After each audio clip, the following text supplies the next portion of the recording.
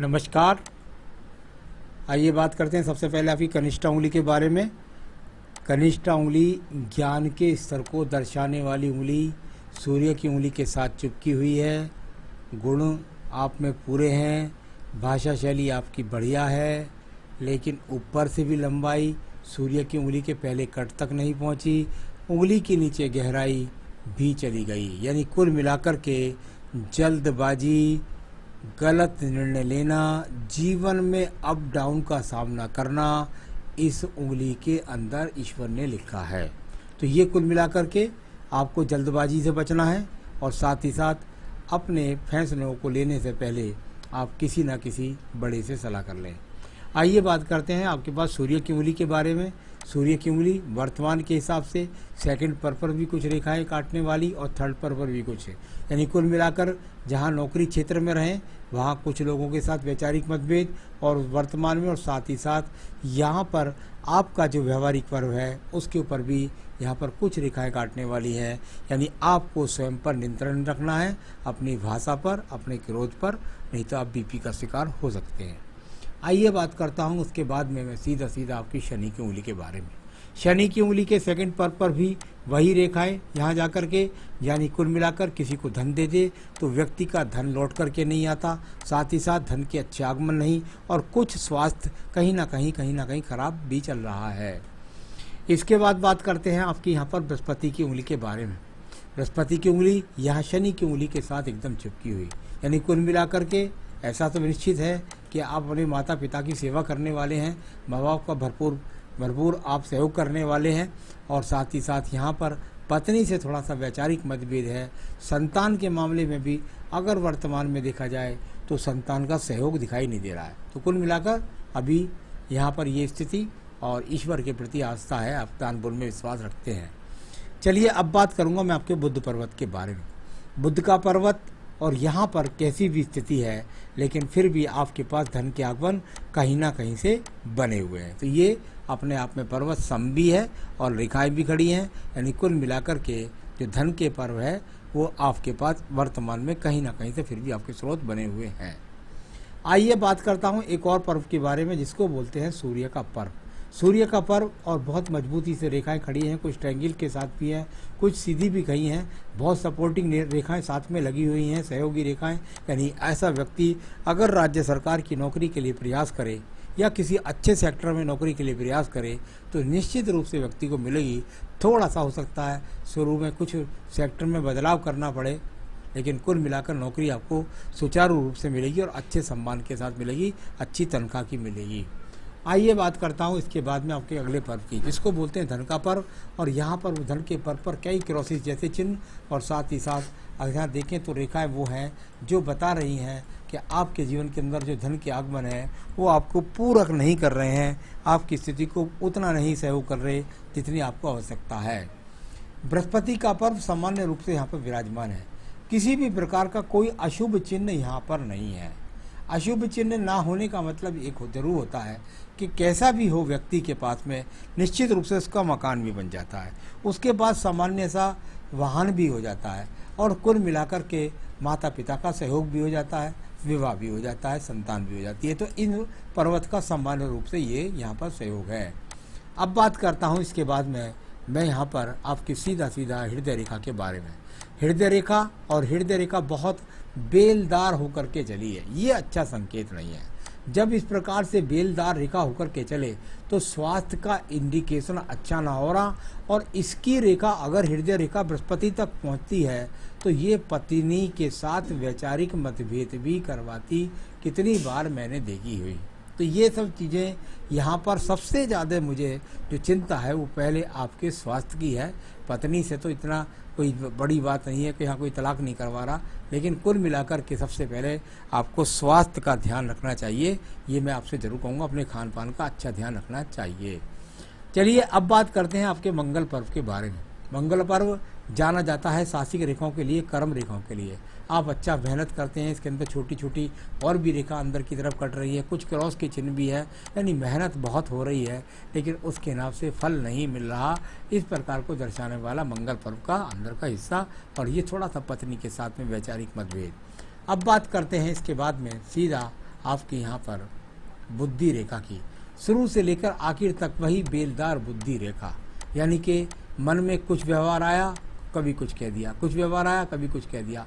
मन भी ऐसे व्यक्ति का स्थिर नहीं हो पाता, यानी चंचल रहता है, और उसके कारण, ये वर्तमान की स्थिति को बोल रहा हूँ, उसके कारण जो है आपको डिसीजन कोई गलत ना ले जाए, इस बात की मुझे थोड़ी चिंता है।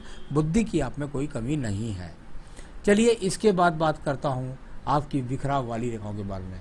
ये डोटी डोटी डोटी डोटी बहुत सारी रेखाएं, ये वो रेखाएं हैं जो बताती हैं आपके जीवन के अंदर यहाँ कि आप संघर्ष कर रहे हैं, लगातार कर्म कर रहे हैं, शनि पर्व को देख रही है, लेकिन मजबूती के साथ नहीं है, तो स्थिति मन धन की मजबूत नहीं है। यहाँ इस पर्व के बीच में इस तरह के जो स्पॉट हैं, ये लाइनें जो हैं, ये व्यक्ति को कभी कभी कर्ज भी करवा देती हैं, यानी कुल मिलाकर कर्ज करवाने वाली रेखाओं के रूप में इन रेखाओं को हम यहाँ पर बोलते हैं। इसके बाद बात करते हैं आपके द्वितीय मंगल पर्व की, जो झगड़े के लिए, झंझट के लिए, मुकदमों के लिए जाना जाता है। वहाँ पर इस प्रकार का कोई भी चिन्ह मंगल द्वितीय पर्व पर नहीं है।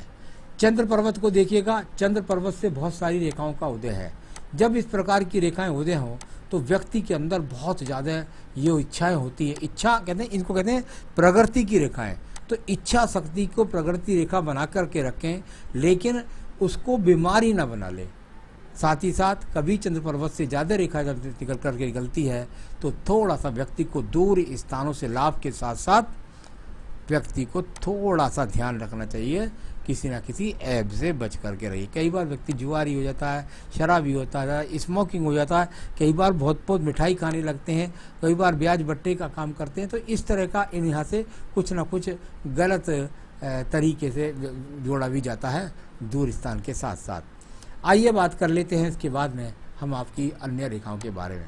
ये रेखा है आपकी, यहाँ पर इनको बुद्धि रेखा को रिपोर्ट में माना जाएगा। ये टूट टूट कर चलती हैं, तो कई बार व्यक्ति के जीवन के अंदर नौकरियों में परिवर्तन कराती हैं, नौकरी में अदल बदल करवाती हैं। यहाँ से सब ये रेखाएं, कोई भी व्यापारिक रेखा के रूप में ये रेखा यहाँ पर नहीं है। अब बात करता हूँ मैं इसके बाद में आपकी सीधा भाग्य रेखा की। बिल्कुल मणिबंध से निकल कर के भाग्य रेखा जब चलती है व्यक्ति के जीवन के अंदर, व्यक्ति को परिवार से सपोर्ट मिलती है। ऐसा व्यक्ति यदि परिवार का व्यापार कोई हो, परिवार से निकला हुआ व्यापार हो, तब करे तो अच्छा रहता है। कुल मिलाकर के ये वो रेखा है जो आपको परिवार का सहयोग दिलाती रहेगी, और भाग्य रेखा भी आगे तक सहयोग कर रही है, यानी कहीं ना कहीं भाग्य रेखा तो आपकी लगातार आपका सहयोग कर रही है। शुक्र पर्व को देखिएगा, शुक्र पर्व जाना जाता है अच्छे संसाधनों के लिए, पत्नी से सहयोग के लिए, ससुराल से धन के लिए। ससुराल से धन का कोई सहयोग नहीं, पत्नी से यहाँ पर किसी प्रकार का कोई सहयोग नहीं, साथ ही साथ सामान्य संसाधनों वाला मिलने वाला शुक्र पर्व आपके पास में मौजूद है। अब आइए आपकी आयु रेखा को देखते हैं।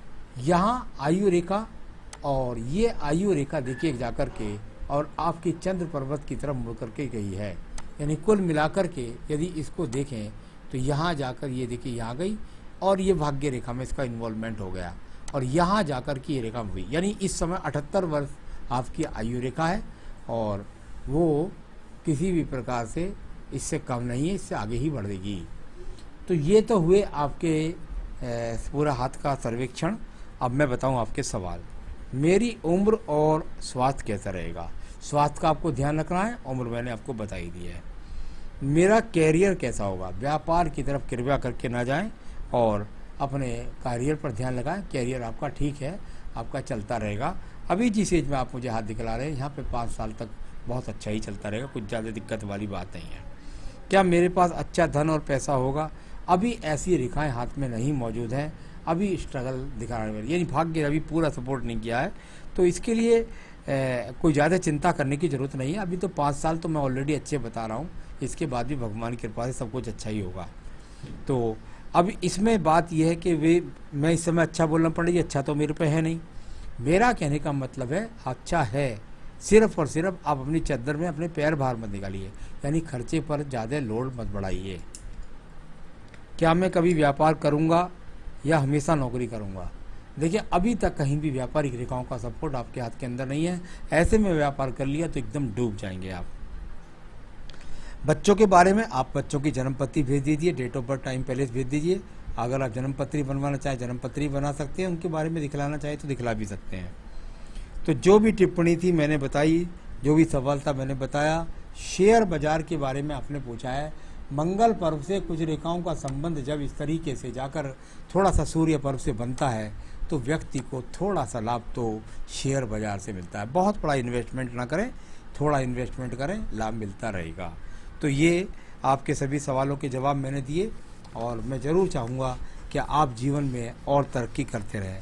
इसके लिए आपको कुछ ज़्यादा नहीं करना है, सिर्फ और सिर्फ आपको बस कोई बाधा आपके जीवन में ना आए और आपका स्वास्थ्य अच्छा रहे।